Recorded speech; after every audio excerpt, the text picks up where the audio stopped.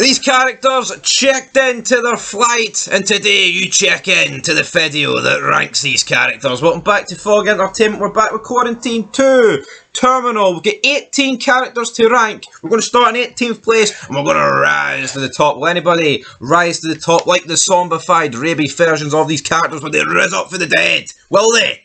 But not everybody can rise to the top. Therefore, we need to start in last place. And coming in at 18th, we're going with Henry, who's played by Josh Cook. Now, he was supposed to be the main male protagonist for this movie. That's at least what we thought. However, it turns out that he's not. But halfway through, we figure out that he is a bad guy. He was the one that brought rats onto the plane, and he pretty much caused this outbreak. And we find out that he was the one that was working on these experiments, and he had the room rented in the apartment in the original movie. So I like the fact that they tied this into the second movie. Apart from that, there wasn't really much in common between the first and second movie, but they did tie in this Henry character, which I thought was good.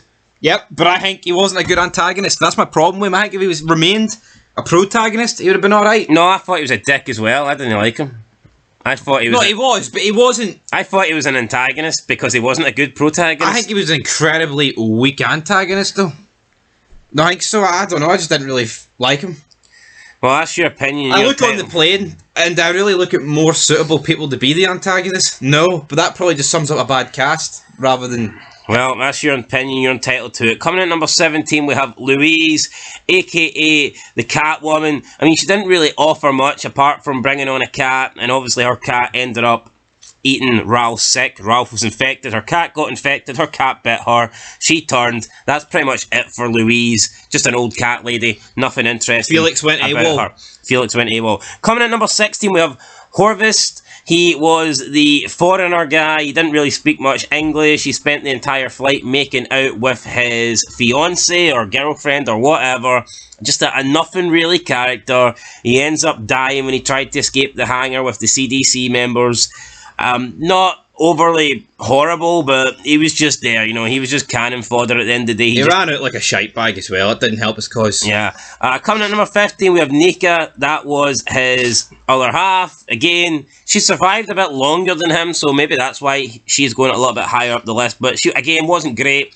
Didn't really speak English. Didn't really do much. Just kind of sat there. Just a background character. Just another number to add to the list of deaths. So that is why she is so low down in 15th. Coming in 14th, we have Susan. She was the wife of Niall, who was a bit of a dick, but at least he had a bit more forefront on the movie. He stood out a bit more. He spoke more, had more lines. He commanded a bit more of a presence, whereas Susan kind of just was his number two, really. And in the end, she refused to leave Niall, and she ended up dying because of that, because he was indeed infected. Coming in number 13, we have Beth. And Beth was the carer for Doc, who was actually a pretty fun character, despite not being able to do or say or move or just really do anything. Yeah, so... The immovable object. She was basically his carer, but she dies relatively early in the movie. I think she gets left behind, then bitten somewhere, and then just left behind again. Although... I don't know, she didn't really feature much, but yeah, Beth coming in at 13. She wasn't overly annoying, but she's got this high up the list, I'm not too sure how. Coming in at number 12, we have Preston, a guy on a laptop, and he complained about his work, complained about how he needed off this plane. He just sucked, man. He was a nerd. I mean, normally you see black people portrayed in movies, like single black, like strong, big black gangster guy, sort of thing. This guy was just portrayed as a fucking white guy. This guy was portrayed as someone that takes up the ass, and yeah, he's so far down on our list, 12 here. Not exactly great. Coming in at number 11, we had Ralph. He is the first guy to get infected on the plane. And you know what? I actually enjoyed this Ralph character. I thought Ralph was pretty funny, especially when we seen him getting sick and he's demanding to get off the plane. Then when we see him actually infected and we see him like running up the aisle and he's running at the two air hostesses, I thought that was really funny. Just seeing this big fat man who's like bulging at the mouth and shit like that, foaming at the mouth, and he's just running up the aisle. That would be enough to freak me out. And I mean, yeah, I guess he was first to get back because I think he got pinched by Henry's rats. They didn't know they were rats at the time. He said they were hamsters, but no, they were rats. And then Ralph got infected, so he was first to go. But for me, he had a lot more of an impact on the movie than the people below him. Coming number 10, we have the CDC officer who manages to not escape. He gets bitten, I believe, by... I don't know if he was bitten, actually. He might have been bitten, he might not have been bitten. But in the end, he pretty much takes a gun, and after explaining the situation a little bit, he decides, well, there's no way out for here. And he turns the gun on himself, and he shoots himself. So it stood out. It was a pretty big moment in the movie. When a CDC guy is giving up, then you kind of know, well, maybe the rest of the characters are fucked. So yeah, him coming at number 10... It's like middle here. I liked his explanation, though. His explanation was quite good. His explanation was good. I mean, he didn't have enough screen time to go any higher than 10th, but I think he was probably better than the people below him. Coming at number 9, we have Niall. He did come across as a dick, but he had a gun as well, so at least he was willing to put up a fight. You know, he wasn't just going to sit there and be silent, and he had a pretty good scene with Jenny when Jenny was demanding that she's in charge, and he says, well, I'm the one with the gun. She told him, well, either fucking shoot me or shut the fuck up. And I thought it was a really good scene. But Niall did get infected somewhere along the lines. He was like sniffing, and then sooner or later he turns and bites his girlfriend / wife. And that was the end of Niall. Coming in at number 8, we have George. George was the kid. And the fact that he made it the furthest, I guess maybe that makes him the main male protagonist. Normally, I don't like kids in movies or teenagers in movies, but I'll say this, George wasn't that bad. He was okay. I felt like he was being treated younger than he was, especially by Jenny. She kind of made out as if George was like some little kid. I get it, he's not an adult, but she was treating him as if he's like a toddler or something like this. I mean, I'm sure the guy was capable of sitting on a flight and getting from point A to point B.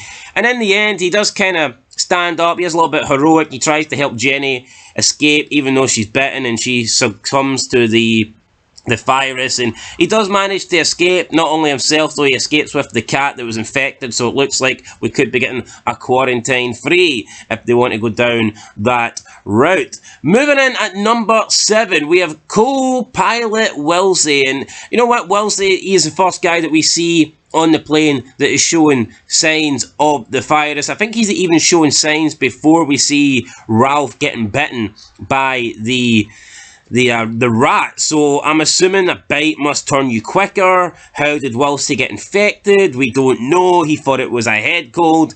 Unfortunately for him, it wasn't a head cold.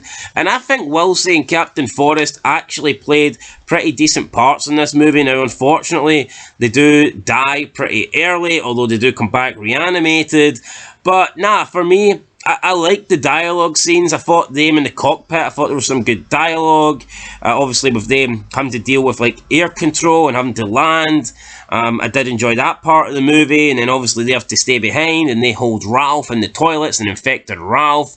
But turns out that it was all in vain because they end up turning anyway. Now, how did they turn? We don't know. I can only assume that Wellesley turns and then attacks Captain Forrest. Speaking of Captain Forrest, he's coming in 6th place, basically just for the reasons that we mentioned with Wellesley. He was the pilot, he was dealing with air control, he was overly protective of everyone on his plane, he didn't want anybody to get hurt, he wanted to get everybody to land to safety, but in the end, he dies, and we don't know how it happened, but rest in peace Captain Forrest anyway, because he didn't make it very far into the movie. We now move into the top 5, and coming in 5th place, we have Paula. She was the other air hostess. She was Jenny's friend. Unfortunately, she gets bit while trying to keep Ralph in his seat. However, she does survive for a pretty long time, although she's like incapacitated pretty much for the rest of the movie from the point where she gets bit. When she does turn, she starts chewing on people, and she has a bit of a showdown with Jenny when they're like up in the luggage elevator thing, and it was a pretty good little fight there between Jenny behind the scenes at the airport, buddy. But she got bit in the face, right? And they're like, oh, blood loss. But realistically, I don't think the bite was that bad. I don't know where she got bit. Was it the lip? Was it the tongue? Was it the nose? I mean, she didn't look to have any chunks missing from her, but either way, she died. But I thought she was a pretty good character. Coming at number 4, we have Doc. Docky boy! And Doc was suffering from an illness Parkinson's. I mean, this must be like severe stages of Parkinson's. He couldn't do anything. He just sat there. He was. I mean, I would almost go as far as saying he was more paralysed than he had Parkinson's. Originally, he gets left behind on the plane when everybody exits the plane. Then when they go back to try and get the medical kit, they find Doc's still there. So Doc's just sitting there. His handler's now gone. They try and take Doc with them to survive. They do rescue Doc. They bring him into the terminal, but then they just leave Doc sitting there, and a rat jumps from like the top ledge, and it lands on his bald head, and it bites him. George tries to save Doc. In fairness, he tries to palm the rat away, but he doesn't do it in time. Doc then gets bit, and then magically he gets cured for his Parkinson's, and he just stands up like God touched him, like Jesus saved him. God. And then he takes a bite out of a CDC member. So for me, that scene alone, I thought it was really good. And I like this guy. The fact that he didn't speak, he wasn't unlikable. Because he didn't really say anything, it pissed me off. So that's why he's getting so high up in the list on 4. Coming in at number 3, we have Sheila. She was the nurse on the plane. She tried to save everybody. But in the end, when more people started to turn, I think she realised that her little medical kit wasn't going to do too much good. But, I mean, she was a hero in this movie. She definitely was a protagonist. She tried to save people, tried to protect people. And, no, she was a good character. Sacrificed herself in the end. Yeah, she made a sacrifice. She tried to buy Jenny some time. In the end, she got took down pretty quickly. She didn't buy her that much time. But I respect what Sheila tried to do. She tried to save people. Then she tried to sacrifice her own life in order to help Jenny and George escape. So, big respect to Sheila. I mean, a lot of times I think women are pretty useless in movies. But I think this movie, the women were actually probably some of the stronger characters. Moving in at number 2, we have Jenny. She is the main character, played by Mercedes Mason, who's also in Fear the Walking Dead. So she plays Ophelia in that. If you want to check out Fear the Walking Dead, we've got reviews up on this channel. Definitely preferred this, even though I wouldn't say this was that good. I really like the scene with her and Niall where she says, well, shoot me or shut the fuck up, and she demands that she's in charge, showing some authority, showing some leadership, and almost showed a mother figure to George throughout the entire movie, where her whole plan was basically just to get him to safety.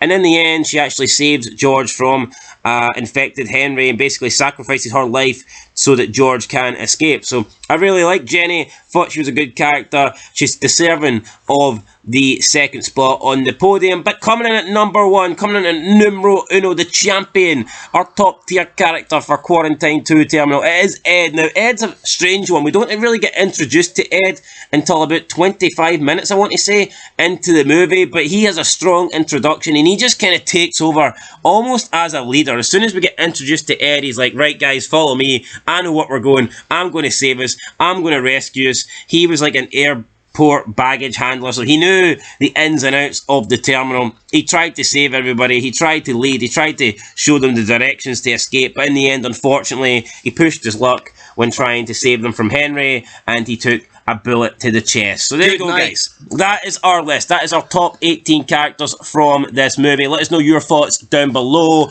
We've still got the deaths to rank for this movie as part of our 31 Halloween Day special. And we'll catch you tomorrow for the next one on day 3. That's it. Till next time. Beanfog Entertainment. Thanks for watching and peace.